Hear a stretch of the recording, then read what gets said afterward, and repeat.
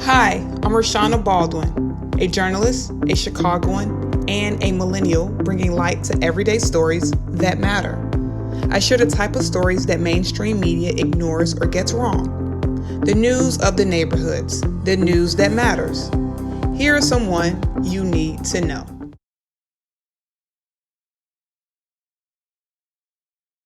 Morning, Trez Pugh.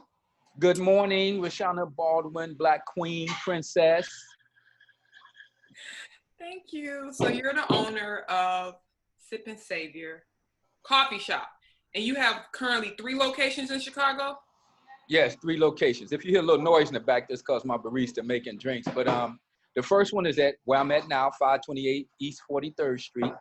The second location, which is at 78 East 47th Street in the Rosenwald building. And the third location is in Hyde Park, 5301 South Hyde Park Boulevard in the Del Prado building.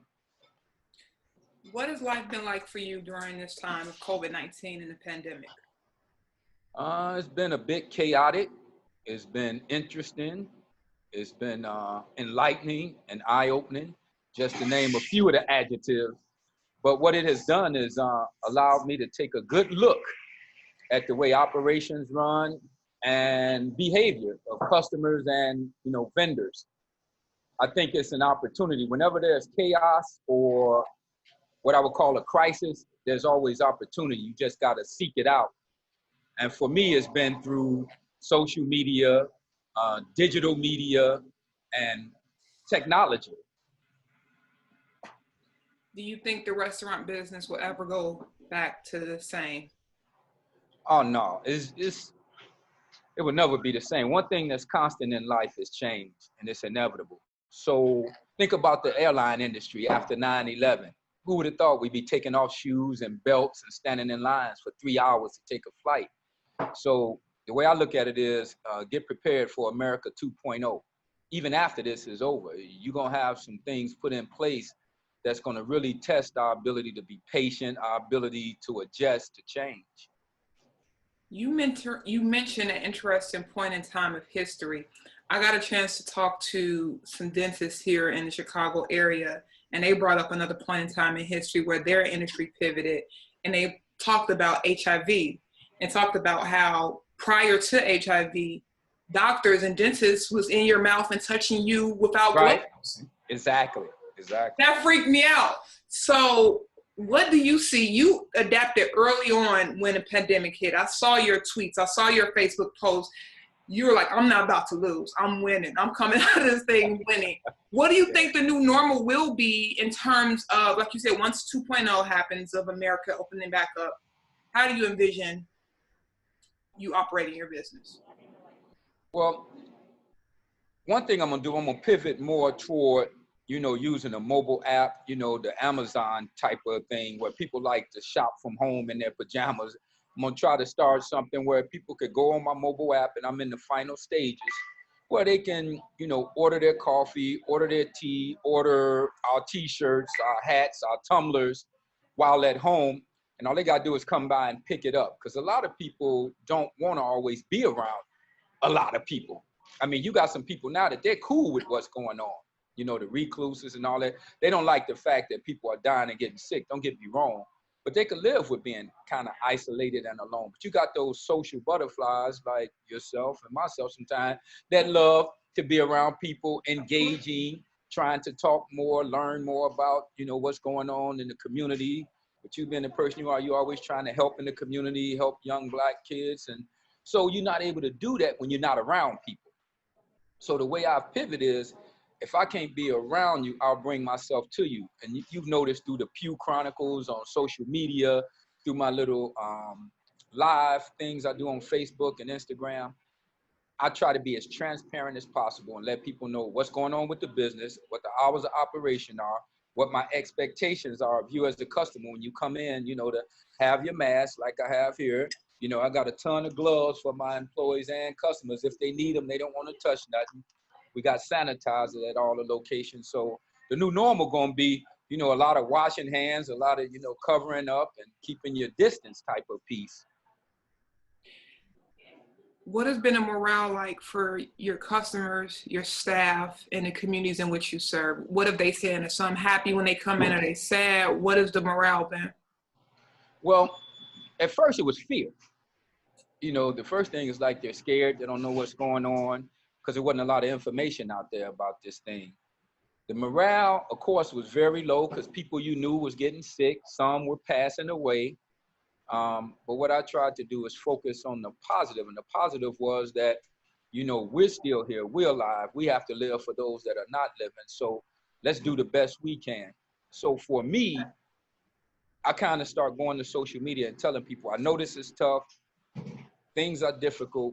And I use an analogy about slavery, about how if we were able to overcome 200 years of being beat, raped, hung, and all that, now we done been doctors, lawyers, even presidents, we can get through this.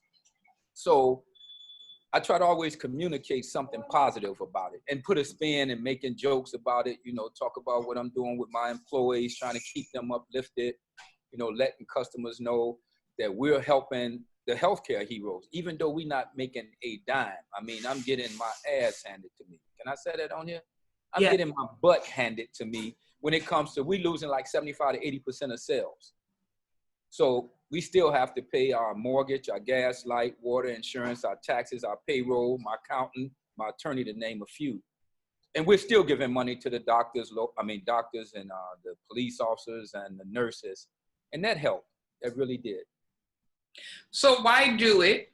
And how are you surviving? Have you gotten any assistance from the government, any of the SBA funding? Yes, I have. The way I was surviving at first, of course, you know, I'm a retired federal agent. I have a pension, and I've been in this game 15 years, and I've always threw money into the business, just throwing a lot more now. We have got some assistance. I got the PPP. I got the grant from the University of Chicago. I haven't gotten it yet. I've been approved. They're kind of behind. I've got the Chicago Resiliency Loan, and I got an SBA grant. So congratulations. I mean, that's a wonderful. Many people I've talked to said they hadn't received it yet, but it seems like you're one of the first individuals who jumped right on it right away. I mean, again, I've been watching what you post on social media. You've been like, from day one, it's almost like you saw it, and the next day, like, this is what we're about to do. Mm-hmm. You went into action, and I'm grateful that businesses, local businesses, Black-owned businesses like yourself are still opening, but taking a hit and serving the community. Right. Well, like I said, you have to be proactive with stuff like this and get ahead of the curve. And trust me, a lot of people are not able to do these things. And I want to make sure I make that clear to everybody else. There's people out here that are literally not knowing where their next meal coming from. And these are business professionals that done exhausted all of their reserves and their savings. They done went to family and friends, done ran up credit cards. And I think sometimes we get complacent with some of the things we start doing and not thinking of other people. So I always try to, in my Pugh Chronicles and all that, give shout outs to those who are helping those people. And that's what I try to do through, you know, even though it's just coffee, sometimes it's just a sandwich or whatever, every little bit helps right now. Absolutely. And I thank you for that. And I applaud you for that. Yeah. What was your first reaction to the to the pandemic? I know you're positive. What was your reaction when they closed, like we're sheltering in place? What was your family's reaction? Well, my first reaction when I found out when they said people had to close and all that, I said, life about to change as we know it. That's the first thing. And I told all my employees, life as we know it about to change. Whenever you shut down businesses, and I understand economics really well. You know, my degree is in statistics, but my minor is in economics, and it's all about supply and demand. Right. When you start looking at the demand is went way down, it's not going to be no supply in a minute. When you start looking at the economy where there's no taxes being collected because nobody is working, it's going to be a domino effect, which means that businesses are closed, they're not paying taxes, people not going to work, they're not paying taxes. That means the government is going to have to take over and figure out a way to get the economy back started.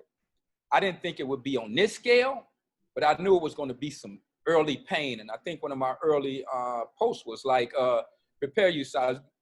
You guys prepare. It's going to be a little short-term pain is what I called it, but we'll get out of it. I didn't think it would last this long, but I knew it was going to be something. When I started seeing them start to keep progressively talking about all these people start dying, I said, this is much worse than I thought. You're very close. Your location is very close to one of the largest hospitals that we have on the Southside, the University of Chicago. Yes, Have ma'am. you had them come in, nurses, doctors, frontline, workers? Of course, I'm pretty sure you have. What are they saying? What are their conversations like? What are they talking about? Are they giving you any insight if we're over the curve yet, or we're like, doing good with how everything is being responded to? Interestingly enough, they don't even really talk about the curve. You know what they talk about? Their mental health, how it's affecting them. They come in there, they work in 14, 16 hours a day, 6 days a week with 1 day off. They let me know they appreciate that I'm still open and that I'm providing, coffee to keep them up and tea. A couple of them took pictures, when they come in, and I try to give shout outs to them. But the majority of them, they come in there and they talk about how taxing it is on them, their family, how they had never seen anything like this ever. And for me, I sit up and I listen to some of their stories, and it affects me because we're not seeing it. If you're away from something, you get immune. I don't want to say immune. You get to the point that you're numb to it. I'm gonna give you a quick example, and I promise to be brief. And I don't know the numbers exactly, but I'm a statistician. When 9/11 hit, I think 1,900 people died, something like that. And it was just catastrophic. People's like, oh my God. The average of 2,000 people are dying a day for the last 36 days. That means we're having a 9/11 every single day. Think about that. Every single day, a 9/11 is happening. Or Katrina. When Katrina happened, how many people died? It was like, oh my God, all that loss of life, like 1,800 people. 2,000 to 3,000 people are dying every single day. And we get numb to it when they say only 700 died. It's like, oh man, we're doing better. Think about that. And that's just something, you can get so numb to something that you don't really pay attention. That means 700 to 800 families having to deal with that death. So just get off my soapbox. We ought to be very, very conscientious of how serious this is. Absolutely. How do you feel the mayor and the governor have been doing in responding to the pandemic and helping the state and the city out of this? I think they've done a spectacular job. Some people don't, but listen, when you're in a position like that, you got to make some very difficult decisions. You got to make decisions that's not always going to be popular, but they're just. You got to take the road less off and travel, but it's got to be something you could wake up in the morning and look at yourself and say, I did the right thing. It's not politically expedient, but what it is taking life over money. I prefer to have life over this money. So that's what they're doing. And I know both of them fairly well. They done both been in the coffee house. They are ahead of it. They're very aggressive. They're very proactive. And no matter what they do, people going to find something to say about what they're doing. Trust me, no matter what you do. So I'm all for them, both the governor and the mayor. Once Chicago, the state opens back up, the governor is doing a 5-step phase plan to reopen the state up in phases. How do you envision you will have your summer festivities, soirees? What do you think that will look like? Do you think they'll even put a cap on how many people can be in there, or is it going to be everyone? Do you think it's going to be everyone in masks at a party? That's a good question. It's hard to dictate what's going to happen. Whatever they put out as far as, the boundaries and the guidelines or the laws, I'm going to follow because I can't afford to be fined and all that stuff. But the way I envision it is, it's probably still going to be your 6-foot distancing.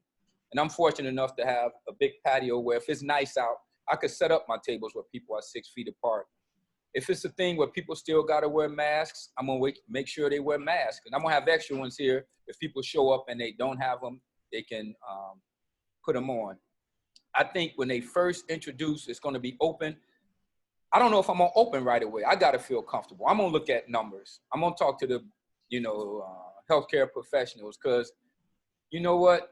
It ain't always about making money, Rashawn. It's about making a difference. And if I have to wait, I will wait. I really will, because, this stuff is serious. When I'm comfortable and all the doctors say, you could do this if you do X, we're going to do X and try to make it happen because life is so much more important than a couple dollars. I know you got 3 businesses to run. I have maybe 1 or 2 more questions, and I'm gonna let you go because I hear the dinging in the background. I hear your phone, and I hear the coffee machine. My first question is, how are you taking care of yourself? I guess physically, mentally. Are you doing anything special? I know CMOS is the biggest thing, which I actually take because I'm a vegan, but I take a lot of supplements like, specifically vitamin C. What are you doing just to make sure and protect yourself, and Right. your system boosted? Well, and you know me personally, because like I said, we neighbors, and I'm always honest to a fault and transparent. I'm doing horrible. I really am. I mean, I'm running around and I know I should be doing better. Making sure the businesses are straight, trying to take care of the house, making sure all my employees are okay, because most of my employees are single women, that have kids. And I want to make sure that things are good with them, that they get the hours they need, and that I'm here to help them because they can't carry boxes and when stuff and supplies come around. So I'm always here. When I get home, I'm on the computer making sure, are we going to have enough to pay for all these gas, light, water, insurance, taxes, payroll? And so I need to do better with balance. And that's something I've always struggled with. And I've been very transparent about that. I used to be big on going to the gym, swimming, getting the steam in, pumping some iron, running. I have to get back to that, and I know it. I need to take my vitamins. And I'm glad you bring that up because you sincerely always ask me, how you doing? No, Trez, how you really doing? Are you resting? I haven't had a good night's sleep probably in 2 decades, but I've been running on that. And I know it's goofy, but that's just me. And I know it's time for me to slow down. I'm damn near 60. I can't keep doing that. You look like you're in your 30s. Yeah, you always say that. I don't have no money on me, so I can't lend you no loot. You are a mess. Final question, or a question and a half. Do you think the restaurant industry is going to need a bailout? And what advice, as we close, would you give to your fellow restaurateurs?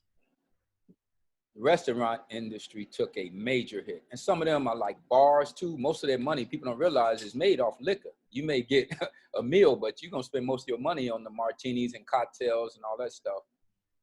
Sadly to say, I think a lot of them ain't going to recover. I knock on wood and hope I'm wrong, but I don't know if they can recover from something like this. Those that do, they want to change and pivot and become a chameleon. And what I mean by that, be able to fit in where they get in to see what the new normal is, if it's such a thing, or as I coined it, America 2.0. A lot of people, when you said come back, not going to go rushing back, kicking open no doors to go to a club or a party or to a coliseum, or especially a restaurant where people dealing with your food. You can't see the kitchen. You don't know if they positive and they touching stuff. So it's a lot of variables that go into that formula for a person that's really conscientious about their health. The psyche of some people is they got cabin fever. They don't give a damn what. As soon as it open, they're going to kick open the door and get it. They don't care. But those that really value their life a whole lot and got kids and wondering about, is this safe? It's going to be a slow trickling effect is what I anticipate. I could be wrong. It could be gangbusters. I just know being a restaurateur in this day and age right now is rough. Do you think you guys are going to need a bailout? Do you think you guys will be bailed out? I'm hoping they are bailed out because ain't no other way around it. I mean, ain't too many people can go 2 and 3 months with no revenue coming in, but you got your outflows that still have to be paid. Right. It's almost next to impossible. Imagine working a job and you don't get a check for 3 months. That's 90 days, but you got a mortgage, you got your food, you got your gas for your car, essentials, but you still got to go to work though, but you're not getting paid. Imagine that. The average person can't put 6 months salary away and live off it, Absolutely. Any final thoughts to your fellow restaurateurs? Keep the faith, swallow that pride, get rid of all this shame, and put your hand out, because it's not a hand out, it's a hand up, and we all need it. Trust, Put all that ego. I'm telling you, a lot of people that have businesses, they have egos. They all do. Sometimes you got to say, I need help. Call up somebody who's doing it, somebody that can help you out. do it in confidence. You know, I consult with a lot of business owners, and I would never give names that they're scared. We always scared. How are we going to survive? And find a way to be creative, innovative, and listen to your customer base. Pay attention to what's going on in the news, because it's going to dictate where you end up. That would be my advice. All right. Thank you, Trez. Pugh of Sip Savor Chicago. You stay safe. God bless your coffee ministry. I'm coming to get that cup, and I'm going to let you go.